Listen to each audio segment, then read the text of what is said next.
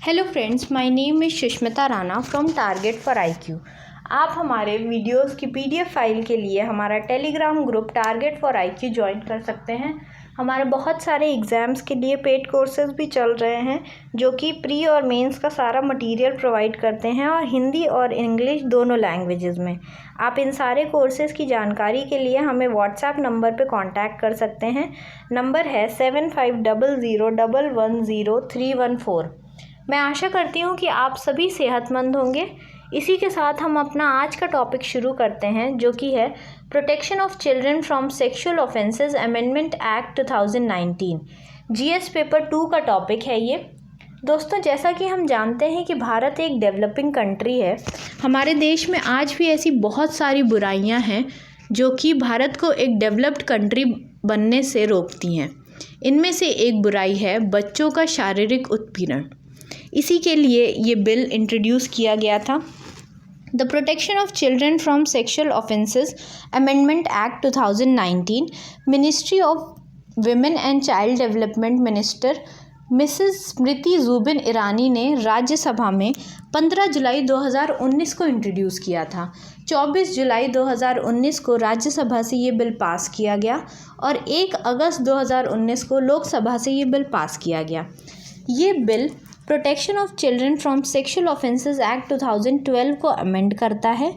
The act seeks to protect children from offences such as sexual assault, penetrative sexual assault, aggravated penetrative sexual assault, aggravated sexual assault and pornographic purposes.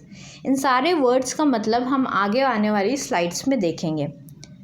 Sexual assault, ये act sexual assault को कुछ इस तरह define करता है कि जब एक व्यक्ति किसी एक बच्चे के प्राइवेट बॉडी पार्ट्स को किसी सेक्सुअल इंटेंट से टच करता है तब वो एक्शन सेक्सुअल असॉल्ट के अंदर आता है। अब हम ये देखते हैं कि एग्रीवेटेड सेक्सुअल असॉल्ट क्या होता है। अगर वो ऑफेंडर उस बच्चे का कोई करीबी रिलेटिव या जान पहचान वाला है तब ये ऑफेंस एग्रीवेटेड सेक्सुअल असॉल्ट में आएगा। अगर उस बच्चे के सेक्सुअल ऑर्गन्स हर्ट होते हैं किसी भी तरीके से तब भी ये ऑफेंस एग्रीवेटेड सेक्सुअल असॉल्ट में आएगा। 2019 के बिल ने एग्रीवेटेड सेक्सुअल असॉल्ट में 2 कैटेगरीज को ऐड किया है। पहला है assault committed during a natural calamity. जैसा कि केदारनाथ फ्लड्स के दौरान हुआ था, उस समय कई सारे केसेस ऐसे देखने को मिले थे जिसमें बच्चों का शारीरिक उत्पीड़न किया गया था, इसलिए इस क्लॉज को इस बिल में ऐड किया गया है। दूसरा ये है कि बच्चों के शारीरिक सेक्सुअल मैच्योरिटी को अटेन करने के लिए बहुत सारे हार्मोन्स का यूज़ किया जाता है। उनमें से एक है ऑक्सीटोसिन। तो अगर ये चीज़ भी की गई है तो वो एग्रीवेटेड सेक्सुअल असॉल्ट के अंडर ही आएगा। पेनिट्रेटिव सेक्सुअल असॉल्ट क्या होता है? अगर कोई इंसान पेनिट्रेटिव सेक्सुअल असॉल्ट तब माना जाएगा जब वो अपना कोई बॉडी पार्ट उस बच्चे के बॉडी पार्ट में इंसर्ट करता है या फिर उस बच्चे का कोई बॉडी पार्ट अपने बॉडी पार्ट में इंसर्ट करता है या फिर कोई एक्सटर्नल ऑब्जेक्ट उस बच्चे के बॉडी पार्ट में इंसर्ट करता है या फिर वो व्यक्ति अपना माउथ उस बच्चे के बॉडी पार्ट्स में टच कराता है, तब वो ऑफेंसेस पेनिट्रेटिव सेक्सुअल असॉल्ट के अंदर आएंगे। इनकी पनिशमेंट ये है, सबसे 2012 में पनिशमेंट थी 7 years to life with a fine, but 2019 के बिल ने ये पनिशमेंट 7 years से 10 years कर दी है और फर्दर ये ऐड किया गया है कि अगर बच्चा 16 साल से कम का है तो इम्प्रिजनमेंट 20 years to life होगा with a fine. Aggravated penetrative sexual assault क्या होता है? अगर इन केसेस में कोई police officer, member of arm forces या फिर कोई पब्लिक सर्वेंट इंक्लूडेड है या फिर रिलेटिव इंक्लूडेड है तो वो एग्रीवेटेड पेनिट्रेटिव सेक्सुअल असॉल्ट के अंडर आएगा। इस बिल में 2 और ग्राउंड्स ऐड किए गए हैं। सबसे पहला है assault resulting in the death of child. अगर उस बच्चे की मृत्यु हो जाती है या फिर assault committed during a natural calamity और in any similar situation of violence तो भी वो एग्रीवेटेड पेनिट्रेटिव सेक्सुअल असॉल्ट के अंदर आएगा। ये बिल इसकी मिनिमम पनिशमेंट 10 ईयर्स से बढ़ा करके 20 ईयर्स कर दिया है और मैक्सिमम पनिशमेंट जो है वो है डेथ पेनल्टी। इसके बहुत सारे केसेस इंडिया में देखने को मिलते हैं। पहला केस जनवरी 15 का है, जब एक 45 ईयर ओल्ड ने एक 10 साल की लड़की का रेप किया था पिंजौर नामक एक गांव में।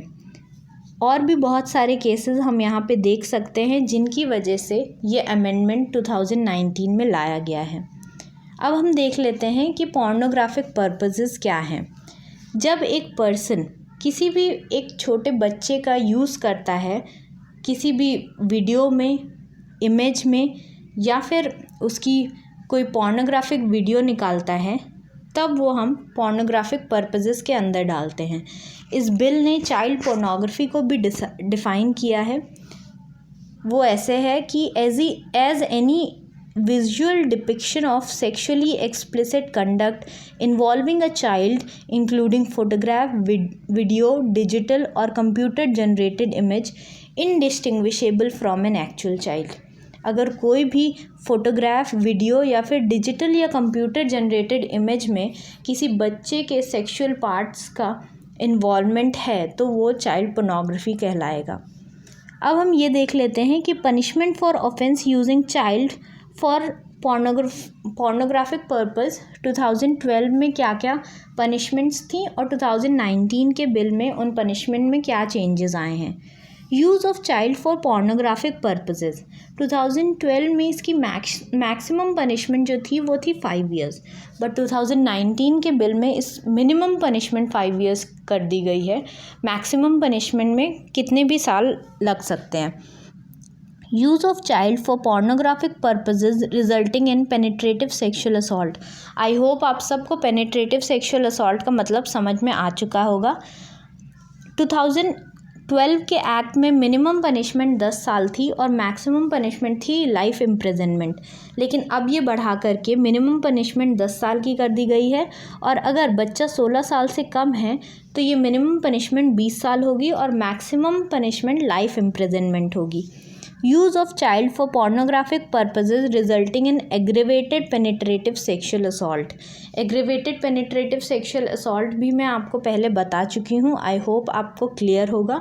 2019 के बिल में मिनिमम पनिशमेंट है 20 ईयर्स की और मैक्सिमम पनिशमेंट है लाइफ इम्प्रिजनमेंट और डेथ। इस बिल में डेथ पनिशमेंट को भी इंक्लूड किया गया है। Use of child for pornographic purpose resulting in sexual assault. I hope sexual assault भी क्लियर होगा।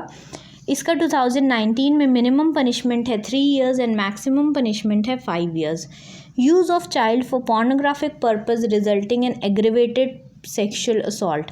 2019 के बिल में मिनिमम पनिशमेंट है 5 ईयर्स एंड मैक्सिमम पनिशमेंट है 7 ईयर्स।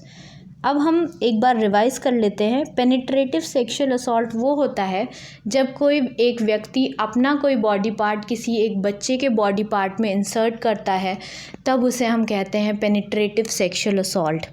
एग्रीवेटेड पेनिट्रेटिव असॉल्ट वो होता है जब कोई एक police officer, a member of the arm forces या फिर एक पब्लिक सर्वेंट या फिर बच्चे का कोई क्लोज रिलेटिव अगर पेनिट्रेटिव सेक्शुअल असॉल्ट कर रहा है तो उसे एग्रीवेटेड पेनिट्रेटिव सेक्शुअल असॉल्ट की कैटेगरी में डाला जाएगा। अब हम ये देखते हैं कि punishment for using child for pornographic purpose resulting in any form of sexual assault is in the addition to the minimum 5 years. मतलब 5 ईयर्स तो पोर्नोग्राफिक पर्पस के लिए आपको इम्प्रिजनमेंट होगी ही, उसके बाद जो आपने सेक्शुअल असॉल्ट किया है वो किस लेवल का सेक्शुअल असॉल्ट है उसकी अलग पनिशमेंट है।